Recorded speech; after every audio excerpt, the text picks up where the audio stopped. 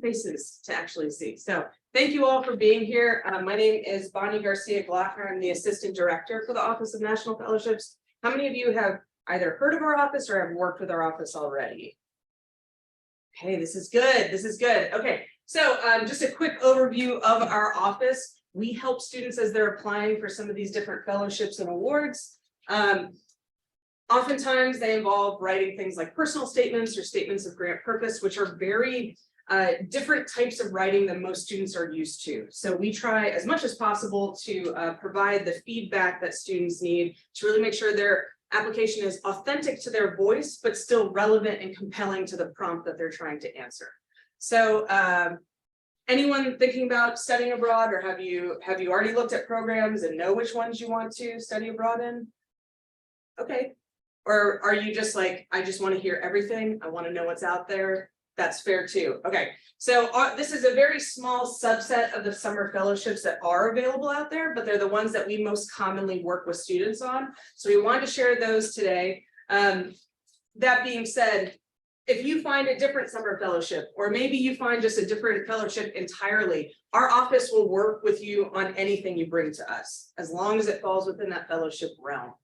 So let's talk about really quickly the difference between a fellowship and a scholarship. So scholarship you typically think of as, here's a lump sum of money, do with it what you need, right? So usually paying tuition or housing, whatever. A fellowship is traditionally, here's money, but it's for studying a language abroad, or it's for doing this research project, right? So it usually has some sort of experiential learning component to it. So that's really what our office is working on, are these experiences that get you really beyond the classroom, maybe out into the field, getting to experience these things firsthand. Okay. So I'm going to be going through a lot of material, and thank you, those of you that are sitting on the floor. I appreciate that. I'll try to keep it brief. We also recommend contacting us, make appointments with us. One of the first things we do when we meet with a student is go over what are your academic goals, but what are your career goals? What are your extracurricular goals? And then we're going to offer you ideas for different fellowships to apply to that align with all of those goals. So if you see something that's interesting today, take note of it. We're happy to discuss in more detail at a one-on-one meeting. Okay. So we are going to jump right into it with the Gilman Scholarship, the Benjamin A. Gilman. Have any of you all heard of this one before? Cool. So for students that are receiving Pell Grants, the Gilman Scholarship was set up so that those students who traditionally may have a harder time getting abroad or being able to do those types of experiences, that could get funding to do some sort of study abroad. So you do have to be enrolled in classes to do this, but a lot of students will approach this even from a way of doing like an internship abroad. So finding something that allows them to go overseas.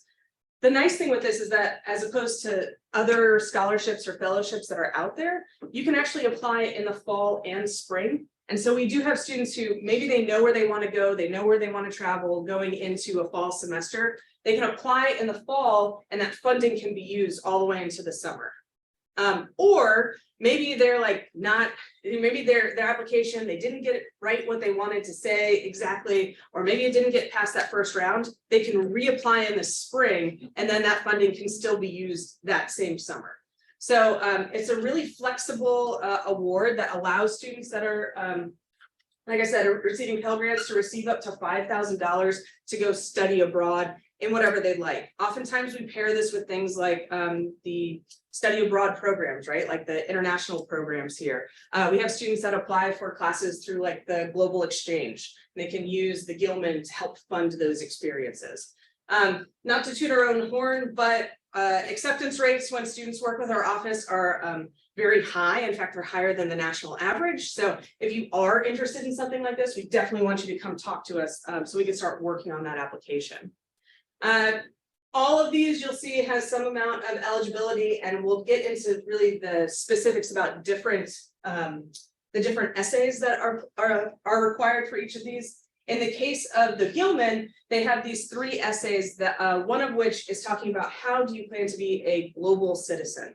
Like, what does it mean to be a citizen diplomat? So they really want to see, how are you going to take the experiences that you're having abroad? How are you going to apply them back when you come stateside and share with your community? And so some students have done that in the way of like coming and giving talks here at HSF, right, about their experience. We've also had students that have gone back to maybe like their high school and talk to students there and say, hey, this opportunity exists when you get into college. It's definitely something you should look at. So again, it's a very broad follow-on service project, but it's a nice way to really put what you're learning there into practical use for others too, and get the word out that this program exists. The really nice thing about the Gilman too is that it is open for all students, including freshmen. So you don't need letters of recommendation. They just want you to write those essays. They just want to hear your sort of story of why it is that you want to study abroad. Like I mentioned, that there is a deadline here in March. So if you're thinking about studying abroad this summer and you're Pell eligible, come talk to us. Maybe we can start filling out that the application for the Gilman actually just went live like this week. So if that's something that interests you, definitely reach out to us. We'd love to talk to you more about that. Yeah. Do you want to study what the Pell Grant is? Sure. A Pell Grant is usually for students that are coming in from like lower socioeconomic background, or they have less family support to pay for schooling. They may be Pell eligible. So that happens when you apply for the FAFSA. It would let you know sort of where you stand if this is something that they could provide support with. Yeah. So the idea behind it was, how do we get more students that may not have access to studying abroad? How do we make that available at large? Yeah. Let's see. The other thing I'll point out is that there is an extension of this. And so if you are looking at studying some sort of critical language, so what the government has deemed a critical language, usually for national security in some way, there is another additional award that you can do on top of the Gilman. And so it has another essay required with that. There are a couple of other awards too that are open to any students. We'll get into those a little bit later, that are also for critical need language awards. So if that interests you, if language acquisition interests you, definitely want to discuss some of those later. Okay. I realize that's like a super brief overview of the Gilman. We actually just gave an entire presentation on the Gilman last week. That's already up on our YouTube page. So if you want to hear more about that in more detail, Jesse loves this award. He goes into lots and lots of details on that, and you can hear more about it there. This presentation will also be on YouTube. So as long as you have signed up, registered beforehand, or signed in on that sheet there, you will be sent the link once this gets live. Okay.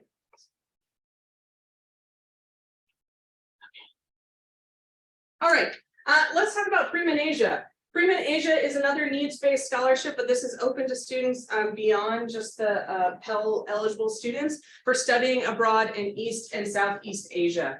This covers all of those expenses, and you are also required to share that experience afterwards to promote the program. So very similar to the Gilman in that they do want you to come back, talk about that program, talk about your experience. It's just more in a very specific part of the world where your experience needs to take place. So I won't say too much because it's like Gilman without that one requirement. And so just talk to us again if you want to talk more about the requirements for that, but it has very similar application components as far as what you're writing for it. Again, here's some more information. Up to $7,000 for an academic year. So if you do find a program that lasts the whole academic year, you want to do a program in Southeast or Eastern Asia, this might be the program for you. And the deadline is in late March. So if you're thinking about that, maybe for next year, this might be something to consider. I point this out where it comes up, but some of them do have requirements of how much schooling you have to have left when you return. So this is in a lot of cases that you can do that follow-on service project. So they want you to have one semester left so you can come back, you can do your presentation after you come back. Okay, how many of you are familiar with the Fulbright program? Sound familiar? Okay, so the US-UK's Fulbright Summer Institutes is really a smaller subset of the larger Fulbright program. So if you're familiar with the Fulbright program, that's for funding to go teach languages abroad or to do study research abroad. The US UK Fulbright Summer Institutes, they're really looking for students that are in that freshman, sophomore year. And this is to go to the UK to do a very specific study of for certain disciplines. And what I mean is you have in 2022, they have these programs that were available at these different universities, and they were very specific in their topics. So like Bristol had this arts, activism, and social justice subset. The students that are part of that one would then apply, they take classes that are specific to that and how it impacts that region. So we've had students in the past apply this in very unique ways. We had someone that actually applied to the Scotland one, which is technology, innovation, and creativity, who was looking at being a midwife. So they were talking about like advances in childbirthing. What does that look like in the UK? So there's lots of ways that you can sort of tweak your interests into an application for this that would allow you to go to one of these universities in the UK to study what interests you, right? So don't think like just, oh, I'm not doing something STEM, so clearly I can't do something like this. There's lots of ways to approach these different topics. Now with this, you do have to select one institute. You can't just sort of broadly apply to all of them. So we need to be very specific in what you're writing for that.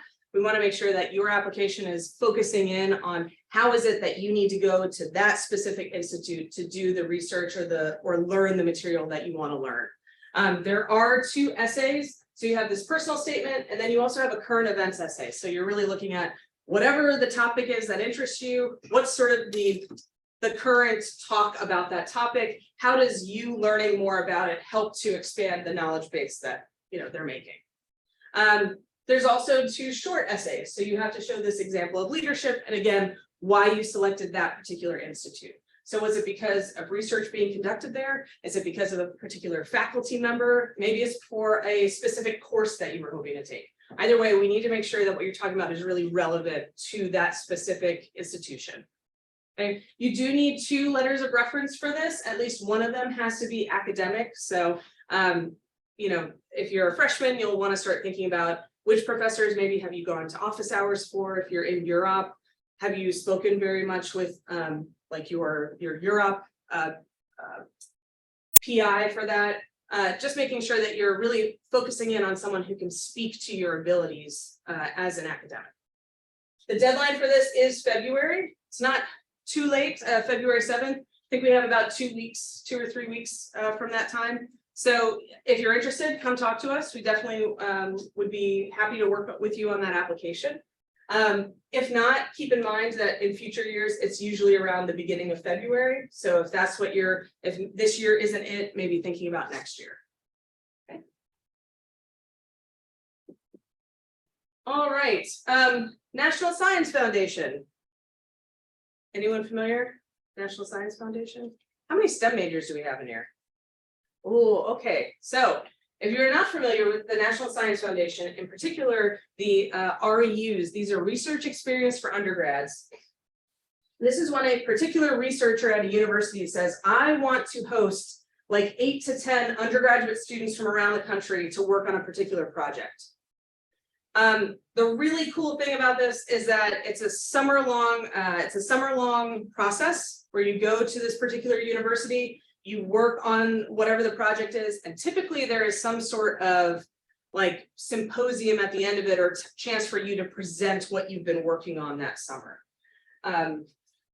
It is predominantly STEM, but they're sort of branching out. So we're seeing more of the socioeconomic sciences in there. There's lots of Department of Defense things. If you go to their website, actually, there's a whole list of the different sort of subsections of the REUs, and it shows you all the different topics that are in there. Each REU site is different. Each one is going to have different requirements, but the typical gist is they want you to write about, why it is that you want to go to their university. What are your goals afterwards? How does this work in with your goals?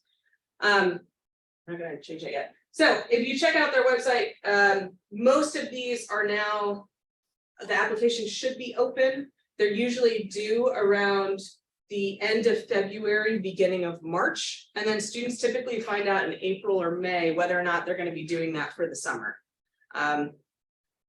these are open as far as application wise with you'll notice on some of them, like the US UK, you can only apply to one institute. You can apply to as many REUs as you want, and then just sort of see what comes out in the wash. So I had a student last year that's a meteorology major who actually applied to something like 7 REUs, and they were basically just looking like, this is where I want to go in the United States, and this is where there is someone working doing something like that. And that's how we applied to it, right? A lot of the applications were very similar, so she was able to use some of those materials and just tweak it to that particular institution. But it's really neat. There's some projects on there that I think oftentimes students, especially if they're at the undergrad level, don't think that they have access to these types of this type of research experience. And if you haven't had that experience yet at FSU doing a research project, I definitely recommend seeing what's in the REUs just to see if something else is out there. They really like to position themselves within the National Science Foundation as like the gateway for undergraduate research.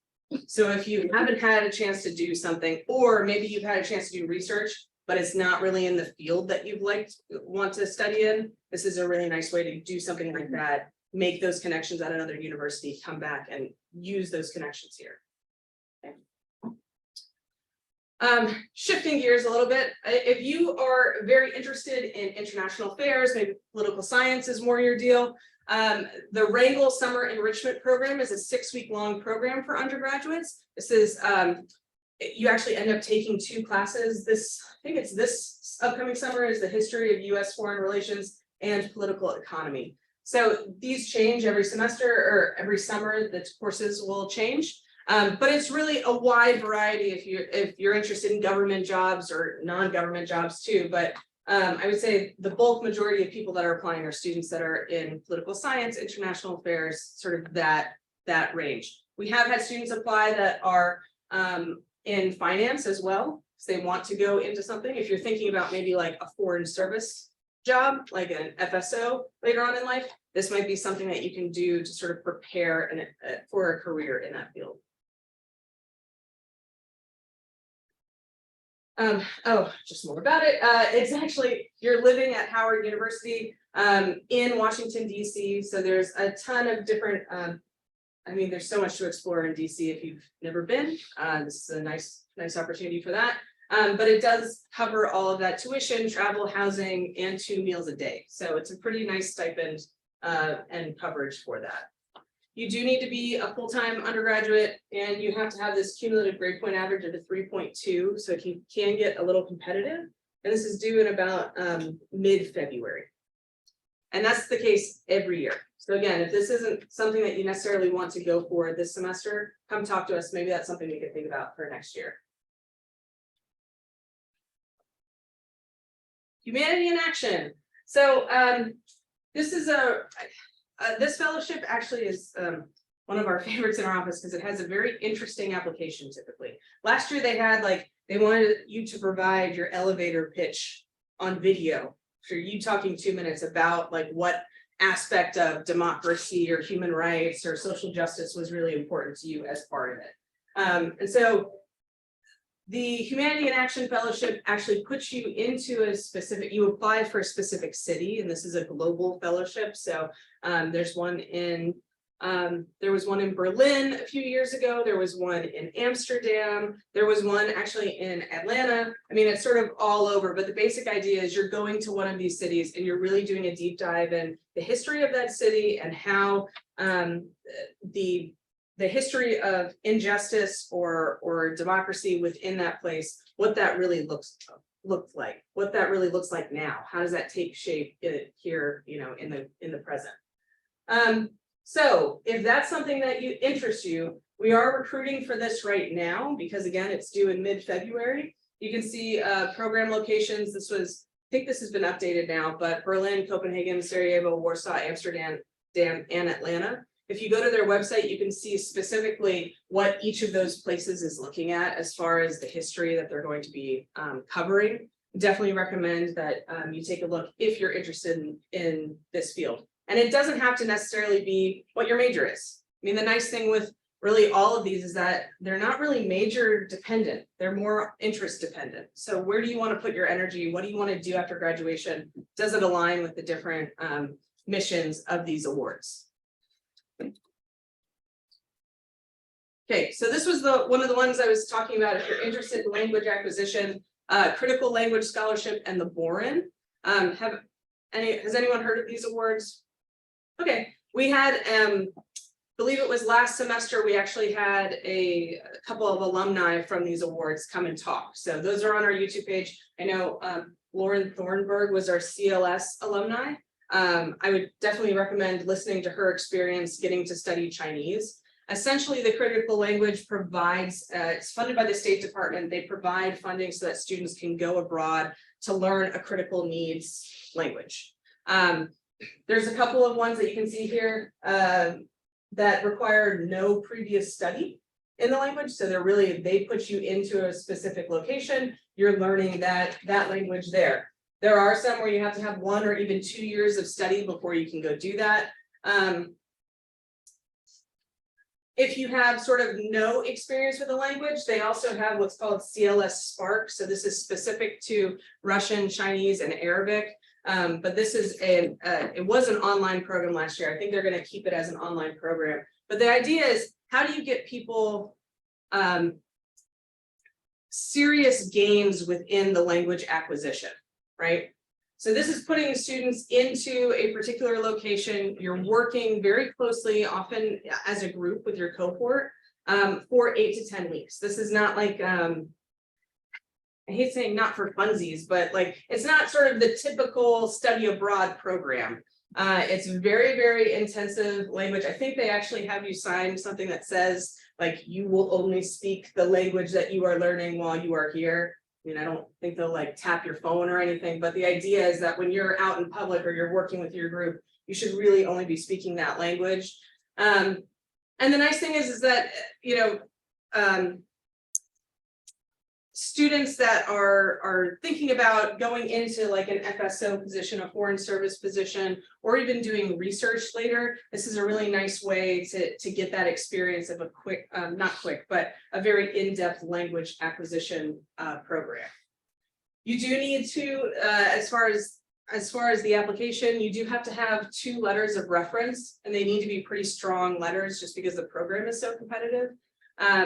And there's sort of 4 essay questions, but they're very short. And it's getting into like why it is that you want to study this particular language, what you hope to gain, how you might apply it later, as well as a statement of grant purpose. Okay. That's typically due in November. I was actually a reviewer for this in December, and I think they're starting to let people know like by the end of this month and early February is typically the timeline for letting people know. So if you're interested in this, come talk to us. Like I said, it may be something that if you're interested in one of these other languages, you know, we need to put this on the horizon. Like, okay, if I want to do CLS this year, then I need to be taking X, Y, and Z classes to prepare for that, right? You just have to have those classes or that proficiency done before you go. So it might be something that like maybe you're waiting to apply, but you can be taking classes in the interim or while you're working on that application. Okay. Sort of similar to CLS is the Boren. So the Boren is also funded by the State Department. The big difference with the Boren is that in return for the Boren Award, fellows are asked to serve in one of 4 areas of the federal government for at least 1 year. So if you're thinking about applying or being a foreign service officer, this is a really nice in for that, right? If you're not, there's lots of different ways to meet that requirement that aren't necessarily just, sometimes when we say you have to work for the government, everyone immediately just thinks like the Department of Defense, like no one's signing you up for the Army for this, okay? There are lots of ways to meet that requirement. And so if you're interested in language acquisition, we want to make sure that you are making the most of your applications, right? If you're applying for CLS, maybe we start thinking about the Boren after that. We have a really nice dedicated faculty committee for this. So they also meet with students one-on-one as they're filling out those, working through the last of that application. And the language as far as what's available is a little bit smaller, I think, than CLS as far as ones that you can study. but it's in some ways a little more flexible because you can see the different countries that are available and how each of those has contributed to board awards in the past. Okay.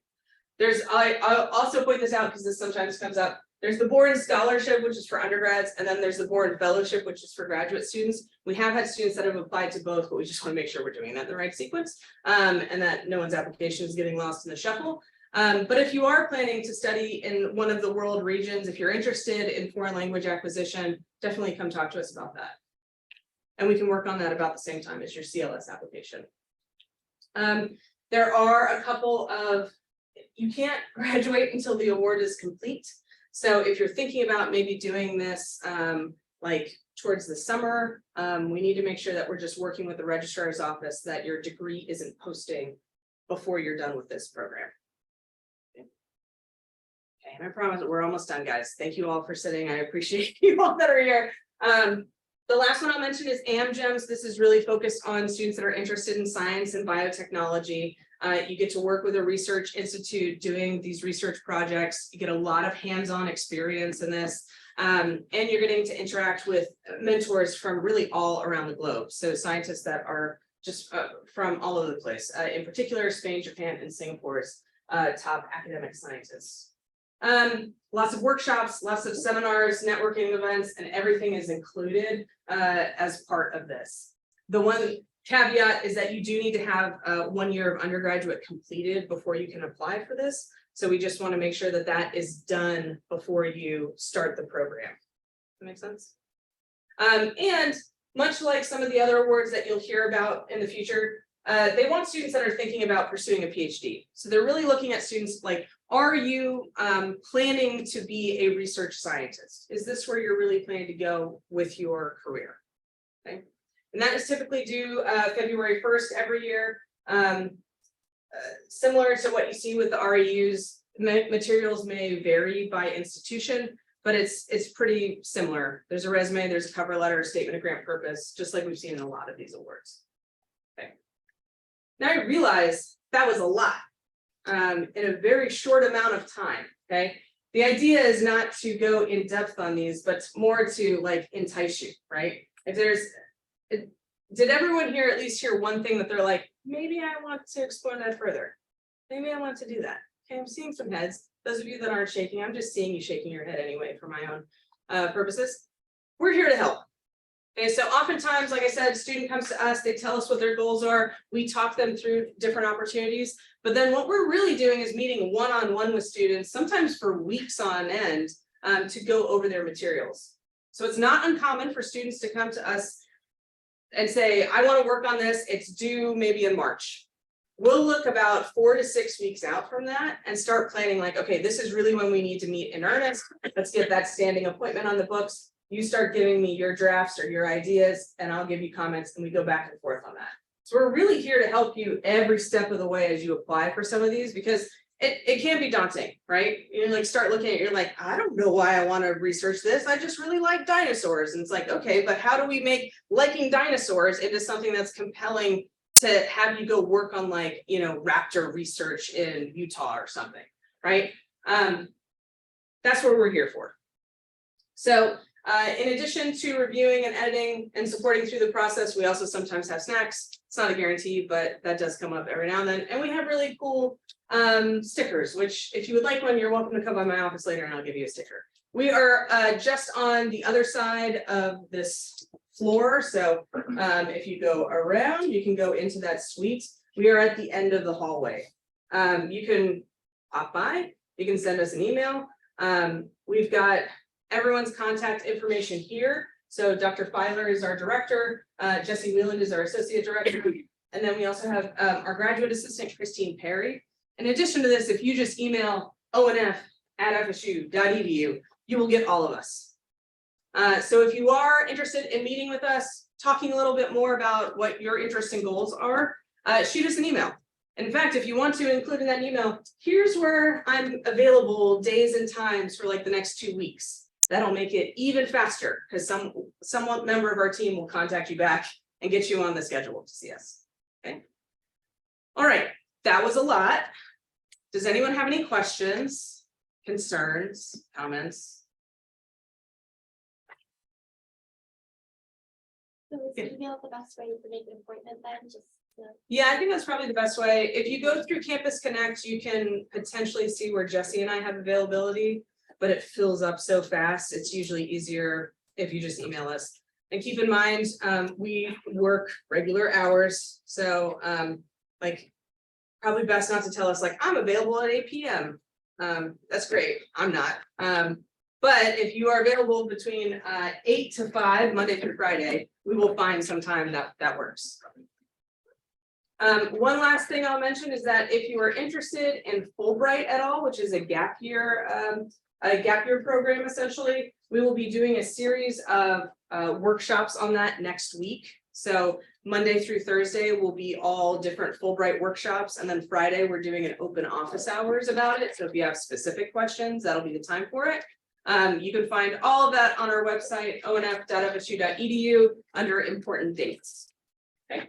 And you'll probably get an email about it too. Yeah. Any other questions? Anyone on Zoom have any questions? Okay. Well, thank you, everyone. Seriously, this I'm blown away. Appreciate it. Yeah, absolutely.